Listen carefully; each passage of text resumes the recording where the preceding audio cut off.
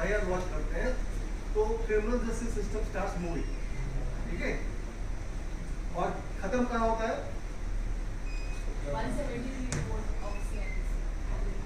170 जरूरी नहीं चार्जशीट को FR पे हो सकती है, वो एक फाइनल रिपोर्ट है ना, चार्जशीट भी is a type of final report. तो वहाँ वो आपको कल्कुलेट करती है, तो उसके दौरान जो आपके सारे जो सेक्शंस हैं वो बताते हैं कि आपको इन्वेस्टिगेशन कैसे करना है।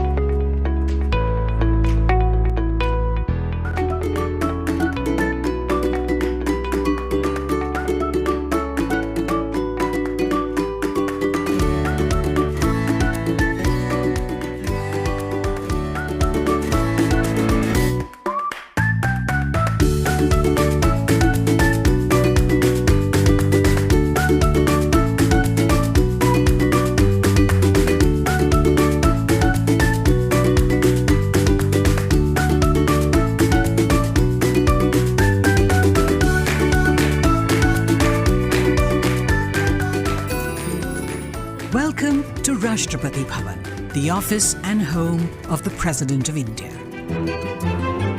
Completed in 1929, Rashtrapati Bhavan, designed by Edwin Lutyens and Herbert Baker, his associate architect, is one of the most magnificent presidential palaces ever built. The erstwhile symbol of colonial power and imperial domination is today representative of Indian democracy, of its inclusiveness, plurality and secularism. This is not just the residence of the constitutional head of the world's largest democracy, but also in terms of area, the largest residence of a head of state anywhere in the world. Rashtrapati Bhavan is a living heritage, which is now almost 90-year-old. It is also the residence and workplace of the President of India. It has to be preserved as a heritage which must be handed out to the next generations in very good condition. Darbar Hall is where the first government of independent India was sworn in.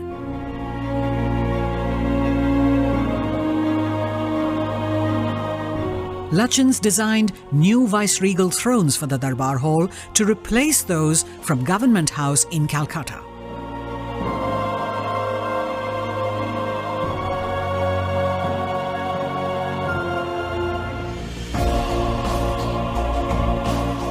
With new flags, paintings and a warm look, Darbar Hall has regained its past grandeur and is now used for hosting civil and defence investiture ceremonies and for conferment of other national and international awards.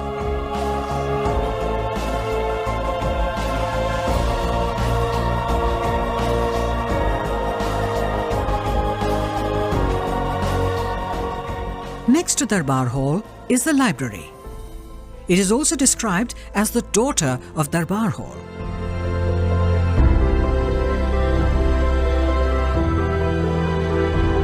Besides priceless editions of British and Indian publications from the 19th century onwards, it also has more than 2,000 rare books. They are now being digitized and preserved for posterity.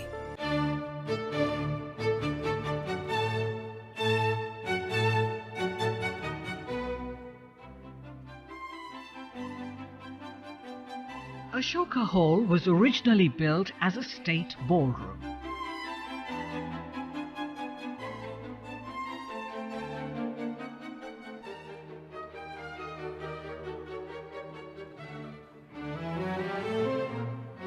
It is now the venue for accepting credentials of foreign envoys and for hosting state ceremonies and formal functions.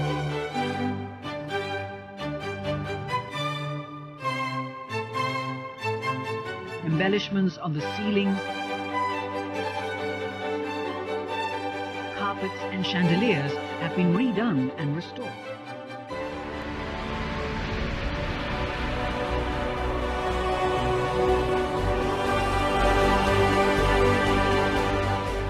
Rashtrapati Bhavan, declared a Grade 1 heritage structure in 2009, is an iconic living heritage.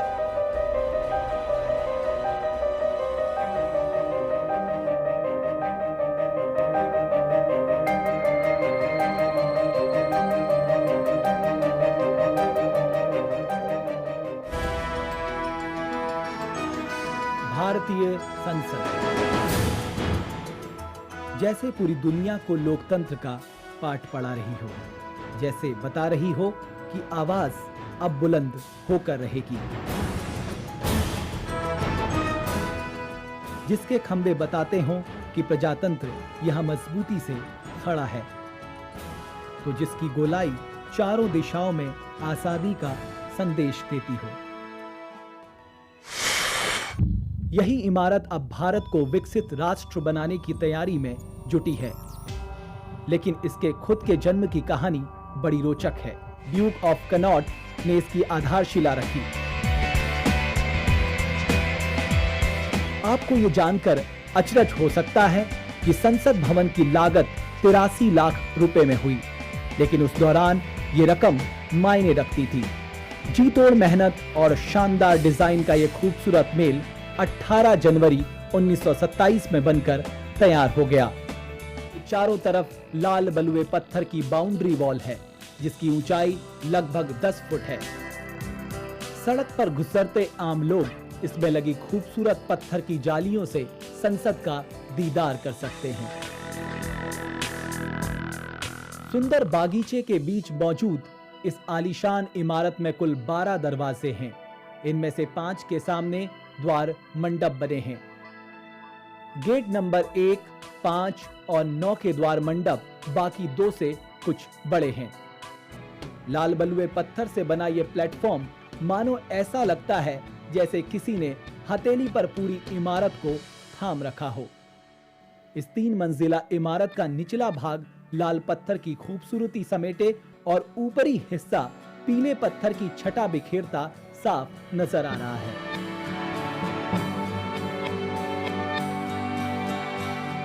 भारतीय संसद का नाम लेते ही ये विहंगम दृश्य आंखों के सामने तैरने लगता है। वजह समान दूरी पर लगे ये विशाल मजबूत खंबे, वो पवित्र जगह जहां 200 साल से पड़ी गुलामी की बेड़ियों को काटा गया। प्यारे से इसकी तरफ बढ़ते ही आंगन में प्रवेश होता है। यहां में 4 चांद लगाता है। ऊपरी हिस्से पर पत्थर का अष्टकोणीय गुंबज है, बुलंद किया है। गलियारे को पार कर मुख्य कक्ष में पहुंचा जा सकता है, जो अपने गौरवशाली इतिहास की कहानी खुद ब खुद बयां करता है। ऐतिहासिक पंखे, शानदार मंच, उस पर अध्यक्ष की कड़ाईदार कुर्सी, सामने सदस्यों की कुर्सियां, ग्रेनाइट पत्थर के खंबे, मंच पर अध्यक्ष के लिए लकड़ी की शानदार कुर्सी है। इसके ऊपर सर ओसवाल्ड बिरले का बनाया हुआ महात्मा गांधी का चित्र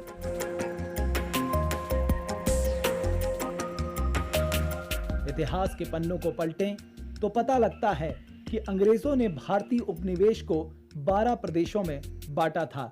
ये उन्हीं प्रदेशों के राज चिन्ह हैं। हॉल में बने ये चिन्ह किसी का भी ध्यान अपनी तरफ खींच सकते हैं।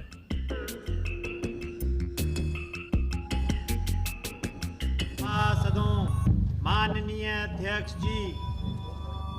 लोकसभा, इसे आम लोगों का सदन कहा जाता है। आउटर लॉबी से इनर लॉबी होते हुए सदन में प्रवेश होता है। अगर कोई देखते ही बताने को कहे कि ये लोकसभा है या राज्यसभा, तो इसके कारपेट का रंग देखकर बताया जा सकता है। लोकसभा का कारपेट हरे रंग का है। 400 सदस्यों के बैठने के लिए तैयार किया था। बाद में जरूरत के मुताबिक इसके पिछले हिस्से को बढ़ाया गया।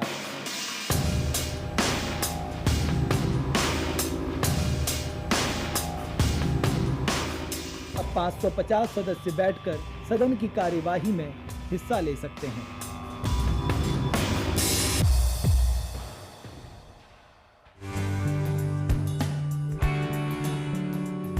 सेंट्रल हॉल की ही तरह लोकसभा में भी राज चिन्ह लगे हैं। लोकसभा सभी आधुनिक सुविधाओं से सुसज्जित है। हॉल एयर कंडीशन है। यहाँ ऑटोमेटिक वोट रिकॉर्डिंग सिस्टम लगा है। मत विभाजन के वक्त इसका इस्तेमाल हो सकता है।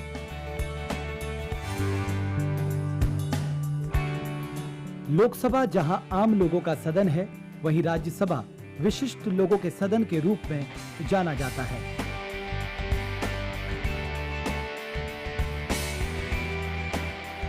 यहां बिछा रेड कारपेट भी कुछ इसी तरह का इशारा करता है। ताकि इनर लॉबी में पहुंचते हैं। यह बेहद खूबसूरत है।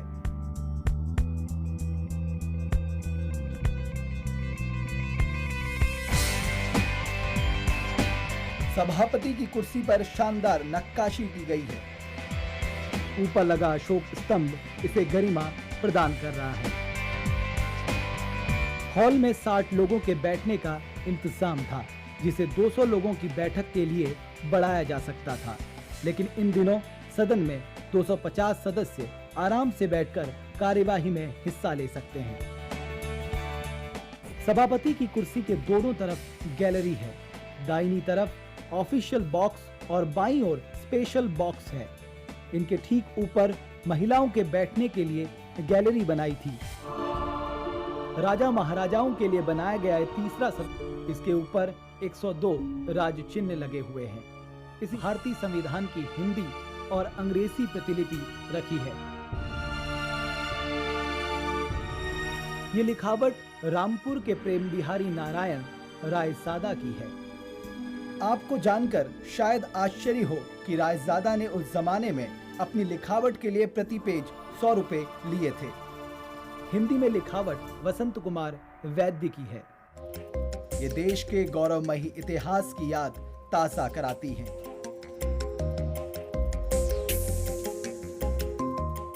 ये है महात्मा गांधी की वो विशालकाय मूर्ति जो गेट नंबर 1 के सामने लगी है। जैसे कोई महान संत सब कुछ सौंपकर ध्यान में लीन हो गया हो, ताकि प्रजातंत्र लोगों की रगों में दौड़े, सांसों में महके, आंखों में चमके, ताकि आजादी की खुशनुमा बयार यूं ही बहती रहे और कहती रहे कि दुनिया का सबसे बड़ा लोकतंत्र सबसे ज्यादा महफूज है।